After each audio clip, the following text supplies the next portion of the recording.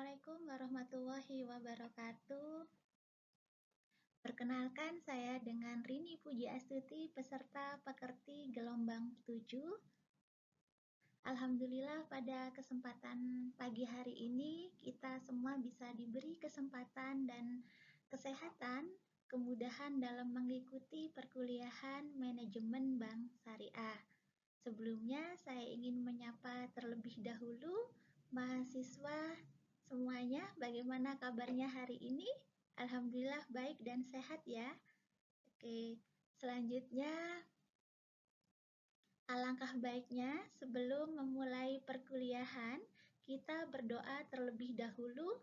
Berdoa dipersilahkan menurut agama dan keyakinan masing-masing.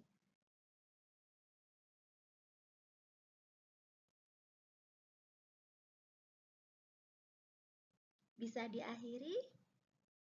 Alhamdulillah hari ini semua mahasiswa bisa hadir dalam perkuliahan manajemen bank syariah ya. Oke, semua mahasiswa lengkap, aktif. Ada 10 orang ya di sini ya.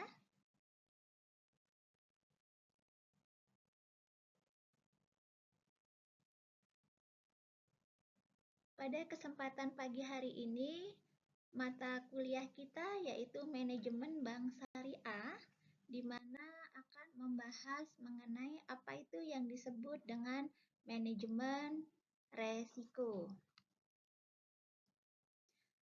Manajemen resiko ini merupakan aspek yang sangat penting dalam perbankan syariah untuk memastikan keberlanjutan operasional yang sesuai dengan prinsip-prinsip syariah.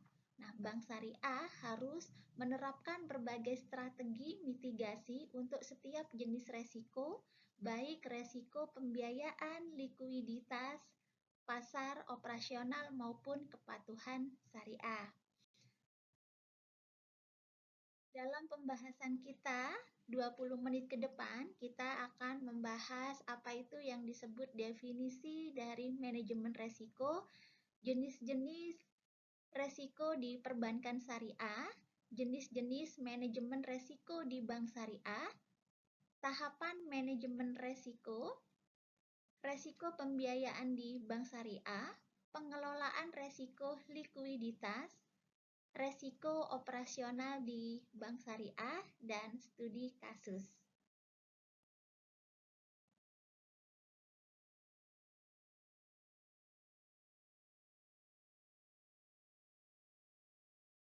Dalam pembahasan kita 20 menit ke depan, sumber referensi yang bisa kita gunakan yaitu menggunakan bukunya dari Iqbal Mirakhor 2017 dengan judul An Introduction to Islamic Finance, Theory and Practice, John Wiley and Son.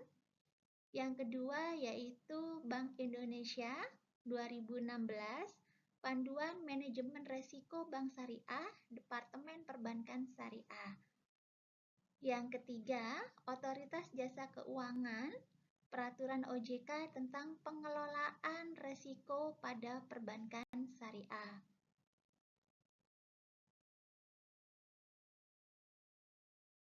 Oke, yang pertama kita akan membahas apa itu yang disebut dengan manajemen resiko. Menurut Drucker, manajemen resiko adalah kemampuan untuk mengidentifikasi, mengukur, dan meminimalkan resiko yang berpotensi mempengaruhi pencapaian tujuan perusahaan, di mana manajemen resiko ini memiliki tujuan untuk mengurangi ketidakpastian dan dampak negatif dari resiko itu sendiri. Nah, pendapat ahli yang kedua, menurut William J. D'Arcy, manajemen resiko merupakan proses terstruktur dan sistematis untuk mengidentifikasi, evaluasi, dan pengendalian resiko yang dihadapi perusahaan dalam mencapai tujuannya. Nah, tentunya ini melibatkan pengambilan keputusan tentang langkah-langkah pengendalian yang paling tepat untuk menurunkan resiko ke tingkat yang dapat diterima. Kita lihat lihat pendapat yang berikutnya, yang ketiga, yaitu dari Renis Tools, dikatakan manajemen resiko adalah proses sistematis yang dirancang untuk mengidentifikasi potensi kejadian yang dapat mempengaruhi entitas dan mengelola resiko dalam batas yang dapat diterima untuk memberikan jaminan yang memadai mengenai pencapaian tujuan perusahaan atau yang disebut dengan control your expression. Nah, definisi yang keempat yaitu dari Jorion dikatakan bahwa manajemen resiko adalah proses identifikasi, mengukur, dan pengelolaan resiko yang dapat mempengaruhi organisasi dalam mencapai tujuannya, terutama dalam hal resiko pasar, kredit operasional, dan likuiditas. Nah, pendapat yang kelima yaitu dikatakan Smith dan Stultz, manajemen resiko adalah kegiatan yang dilakukan perusahaan untuk mengidentifikasi, menilai, dan mengendalikan ancaman terhadap modal dan pendapatan perusahaan. Hal ini penting sekali untuk pengelolaan ketidakpastian bisnis dan menjaga stabilitas operasional perusahaan atau yang disebut dengan tone inflection. Nah, saudara mahasiswa, mari kita sama-sama bisa memberikan simpulan dari beberapa ahli yang sudah dikemukakan barusan bahwa dikatakan manajemen resiko ini adalah proses proaktif untuk mengelola ketidakpastian dan resiko dan memiliki tujuan yaitu untuk menjaga stabilitas organisasi baik di sektor keuangan, operasional maupun sektor lainnya. Nah, ini adalah simpulan yang bisa kita gambarkan dari beberapa pengertian yang tadi sudah disebutkan di atas. Apa saja sih jenis-jenis resiko di perbankan syariah? Yang pertama ada credit risk. Nah, credit risk ini adalah resiko pembiayaan. Contohnya adalah resiko gagal bayar oleh nasabah yang menerima pembiayaan, artinya nasabah tersebut tidak melakukan pembayaran. Nah, yang kedua yaitu market risk atau resiko pasar. Dicontohkan resiko perubahan nilai instrumen keuangan akibat perubahan harga pasar. Dan yang ketiga yaitu liquidity resiko. Dan dicontohkan yaitu resiko bank tidak dapat memenuhi kewajiban jangka pendeknya. Artinya kemampuan bank tersebut ini tidak mampu melakukan pembayaran. Nah, yang keempat yaitu operational risk atau resiko operasional. Contohnya yaitu resiko yang timbul dari kegagalan internal sistem seperti kesalahan atau human error ataupun bisa dikatakan adanya gagal sistem gitu ya, jaringan error. Yang kelima yaitu compliance risk. Contohnya yaitu resiko pelanggaran terhadap peraturan syariah dan hukum syariah.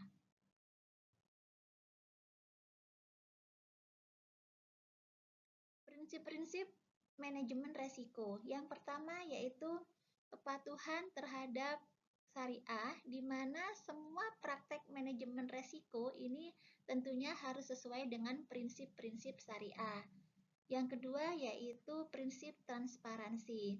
Prinsip transparansi bank syariah harus memastikan transparansi dalam semua transaksi untuk menghindari goror, yaitu sebuah ketidakpastian. Nah, yang ketiga, prinsip yang ketiga yaitu penghindaran riba. Penghindaran riba yaitu resiko yang harus dikelola tanpa melihat riba. Tidak boleh spekulasi, meisir, atau tidak boleh goror. Goror itu adalah sebuah ketidakjelasan. Tahapan manajemen resiko. Tahapan yang pertama yaitu identifikasi resiko. Identifikasi resiko yaitu mengidentifikasi semua potensi resiko yang mungkin dihadapi oleh bank syariah.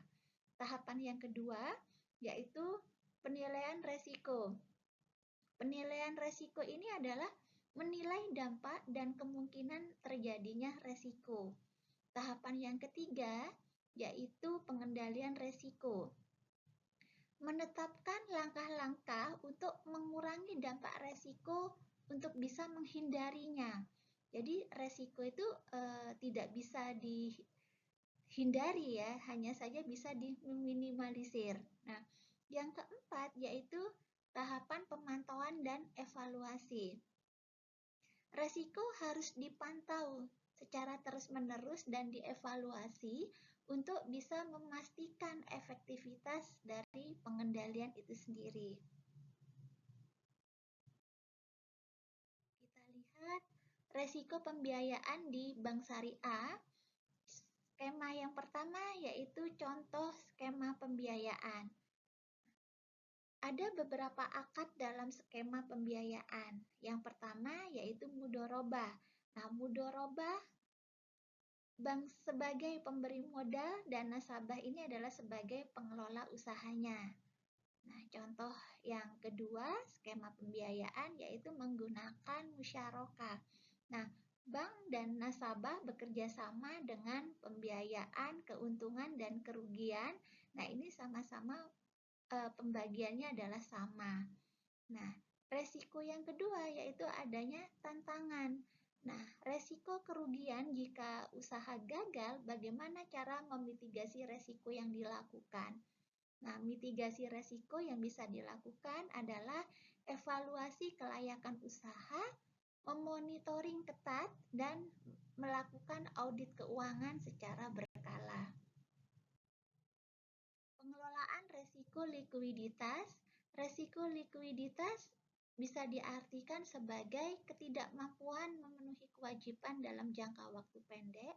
Nah, ini disebabkan karena adanya penarikan dana secara besar-besaran oleh deposan atau investor atau kesulitan likuiditas pasar. Nah, mitigasi yang bisa dilakukan adalah peningkatan cadangan likuiditas dan diversifikasi sumber dana. Resiko operasional di bank syariah. Sumber resiko operasional adalah kesalahan sistem, kegagalan teknologi, dan kelalaian manusia. Nah, contohnya yaitu kegagalan sistem perbankan dalam pengelolaan dana nasabah dan mitigasi. Nah, mitigasi ini yang bisa dilakukan adalah melakukan investasi dalam teknologi yang cukup handal. Yang kedua yaitu pelatihan staf secara berkala. Yang ketiga yaitu penerapan kontrol internal yang kuat. Ada studi kasus yang bisa kita diskusikan bersama dalam kelas ini. Oke, saya bacakan dulu studi kasusnya. Bank Syariah ABC menghadapi resiko likuiditas akibat penarikan dana besar-besaran oleh nasabah. Nah, bagaimana langkah-langkah saudara dalam memitigasi resiko yang bisa diambil oleh bank tersebut? Silahkan, bagaimana pendapat saudara?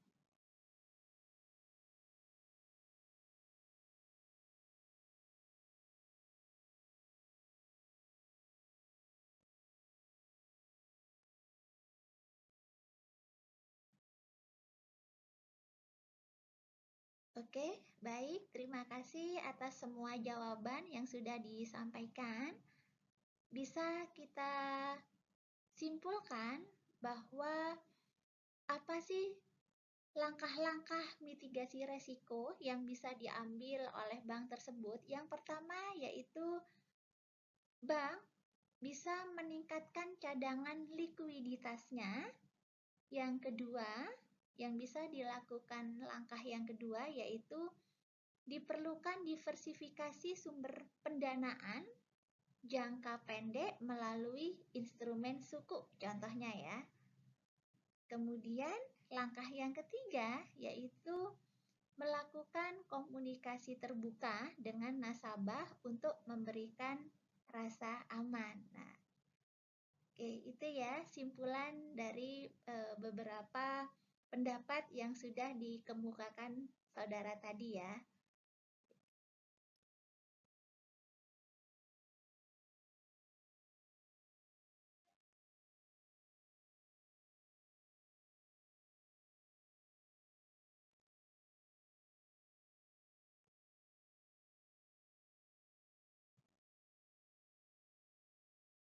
Oke, nah ini ada tips yang bisa kita pergunakan dalam pengelolaan manajemen resiko yang bisa kita terapkan. Yang pertama yaitu identifikasi resiko pribadi secara teratur. Oke, kita tentunya meluangkan waktu ya untuk menganalisis situasi kehidupan kita. Kita evaluasi bagaimana karir kita, keuangan kita, kesehatan kita. Nah, bagaimana supaya bisa meminimalkan dampak ke depannya. Nah, yang kedua yaitu kelola keuangan dengan bijak. Nah, artinya kita membuat anggaran yang realistis gitu ya, disesuaikan pendapatan dan pengeluaran yang tentunya rutin sering kita lakukan. Nah, yang ketiga yaitu bangun keterampilan adaptasi dan resiliensi. Tingkatkan kemampuan untuk menghadapi perubahan atau ketidakpastian dengan belajar keterampilan baru dan mengikuti pelatihan-pelatihan training. Nah, yang keempat, lindungi kesehatan dan kesejahteraan. Atur pola makan sebaik mungkin, rutin melakukan pemeriksaan kesehatan dan olahraga untuk meminimalkan adanya resiko. Yang kelima yaitu buat perencanaan jangka panjang. Nah, artinya kita membuat rencana jangka panjang untuk berbagai aspek kehidupan seperti karir, investasi, dan hubungan pribadi. Oke, kita lihat selanjutnya. Nah, ini adalah tips pengelolaan manajemen resiko yang bisa dilakukan oleh organisasi. Yang pertama yaitu identifikasi dan kategorisasi resiko. Lakukan identifikasi resiko di semua area perusahaan, dari operasional, keuangan, kepatuhan, reputasi. Kategorisasi resiko ini membantu dalam memahami prioritas penanganan dan pengelolaan resiko dengan secara cepat dan sigap. Yang kedua, penilaian resiko secara teratur. Perusahaan harus menilai resiko secara berkala, misalkan menggunakan analisis SWOT, metrik resiko. Nah, ini bisa dilakukan. Nah, yang ketiga yaitu pengendalian resiko melalui diversifikasi. Nah, ada pepatah yang mengatakan jangan taruh telur dalam satu keranjang ya. Nah, ini bisa diartikan bahwa diversifikasi operasional, produk atau layanan dapat membantu mengurangi dampak ketika ada masalah pada salah satu kegiatan bisnis. Nah, yang keempat yaitu latih karyawan untuk manajemen resiko. Nah, artinya di sini kita melakukan edukasi dan pelatihan karyawan secara kontinuitas gitu ya, untuk memiliki pemahaman dan kemampuan dalam identifikasi manajemen resiko agar organisasi bisa lebih siap dalam menghadapi situasi krisis. Yang kelima yaitu siapkan rencana kontingensi. Yang keenam yaitu pemantauan dan evaluasi secara terus-menerus. Dan yang terakhir yaitu asuransi sebagai alat mitigasi resiko. Baik, itu tips dan takeaway yang bisa kita sharingkan dalam diskusi kita pada kesempatan pagi hari ini, simpulan dalam pembahasan materi kita mengenai manajemen resiko, yaitu pengelolaan hidup yang terencana dan proaktif dalam menghadapi ketidakpastian. Sedangkan bagi perusahaan, manajemen risiko adalah proses strategi dan sistematis untuk menjaga keberlangsungan bisnis dan meminimalkan potensi kerugian. Oke, saya rasa itu yang bisa saya sampaikan. Terima kasih atas waktu dan kesempatannya. Saya akhiri. Assalamualaikum warahmatullahi wabarakatuh.